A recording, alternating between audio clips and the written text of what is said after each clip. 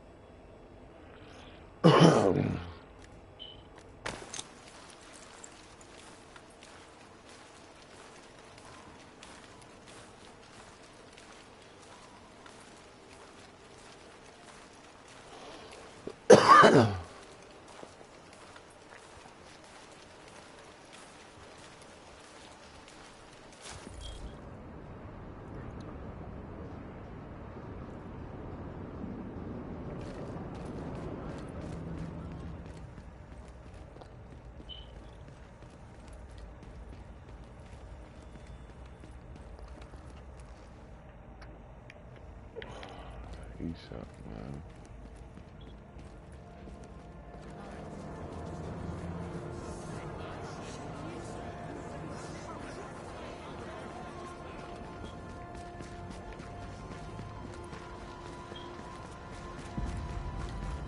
Unknown signal.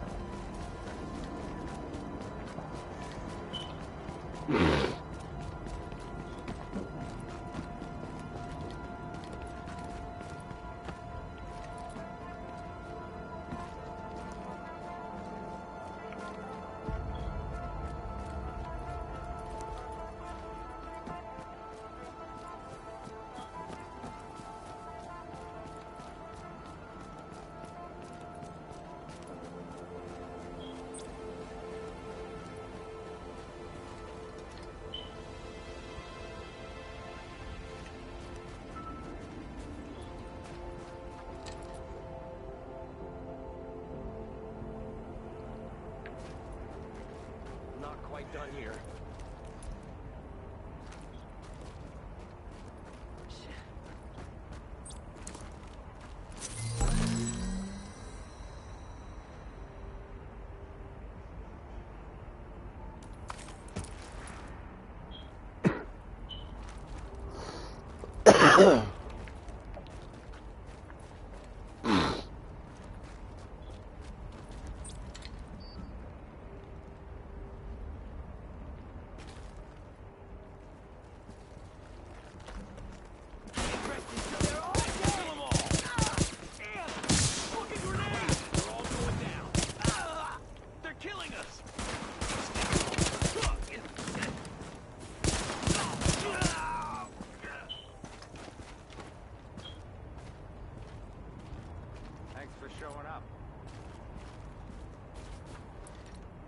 We were doing just fine out there.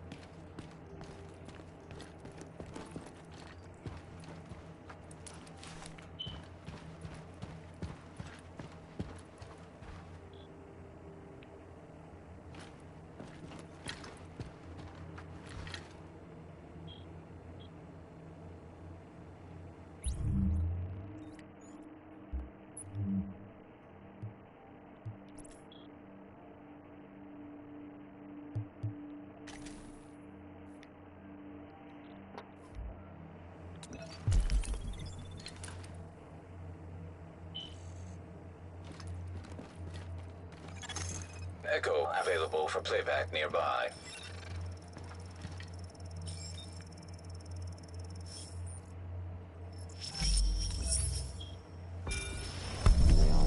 Here I am, Aaron Keener, the First Wave's prodigal son. Normally I'd do this face-to-face, but I'm not 100% sure which way you'll jump. You act one way when Ms. Lau is watching, and another way entirely when you're off the leash. That's an interesting contradiction. You see, I think that deep down, you get it. You know, the old rules, laws, governments, those things died on Black Friday. But the feral PMCs, the convicts, the ones smart enough and good enough to take what they need, they'll survive. Me? I'm gonna prosper. Oh, you could too, but you took an oath, right? You got a duty. Those are both ways of saying that your conscience is fucking you. You ask yourself, who has earned a right to tell you what to do? Do you know how many agents died to hold the Dark Zone just for the brass to give up and put a wall around it? You don't believe me? You should check the place out for yourself. But the Agent, meaning Dr. Candle, need you to secure the Hudson Rail Yards area. Amherst changed how the game is played, and I have got the vision to win. I got Chernenko, I got a DNA printer, and a very interesting recipe book. I'm gonna write my own rules. You should think about getting in on this thing. Tunnel is the major supply line for food, meds, and weapons from the outside world. But we've got a group of rioters with explosives trying to break through the quarantine there.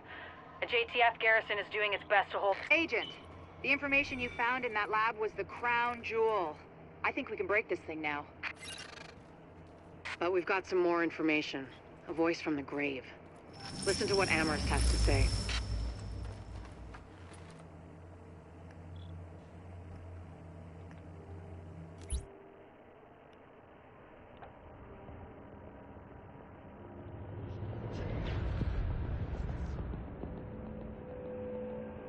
What you're looking at is the smallpox virus, one of the deadliest pathogens on the planet. For centuries, it did a wonderful job of helping keep the human population in check. But times change, and sometimes Mother Nature needs a hand in improving her creations. Like, say, speeding them up a little bit, making them contagious when they should be quietly incubating in a host, or making them more lethal.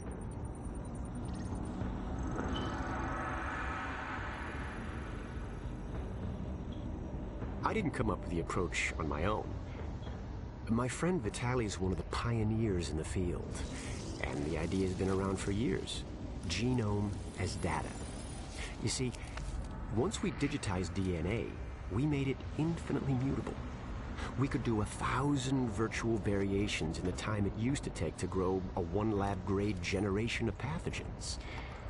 And we could pick the best, most lethal combinations and make them real. That's how you make a killer virus, you see. Mix in genetic code from other diseases, and you move the sliders all the way up on lethality and virulence. The goal was a 90% mortality rate. I'm not sure my green poison is going to quite hit that, but honestly, that's just details.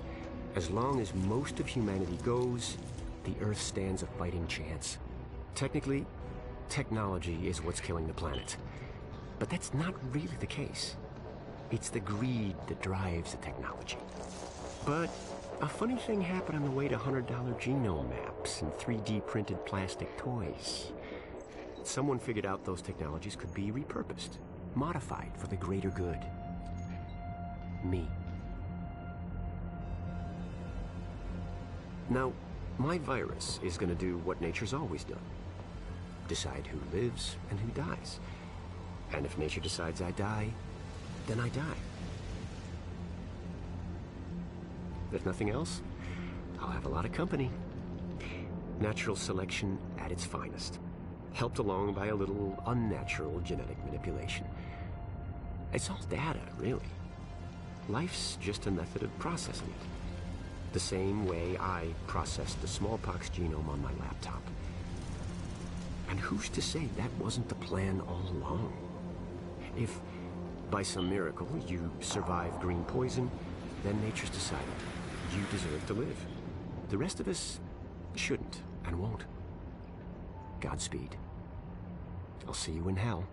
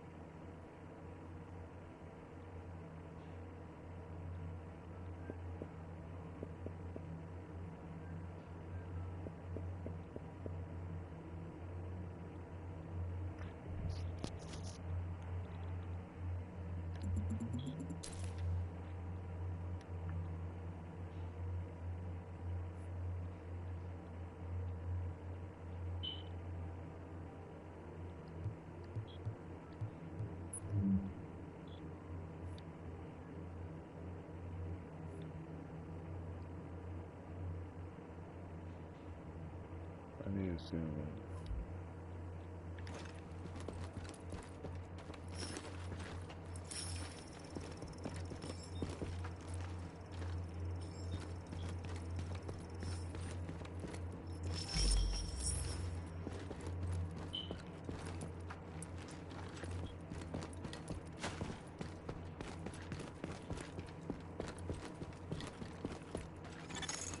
active echo beacon detected.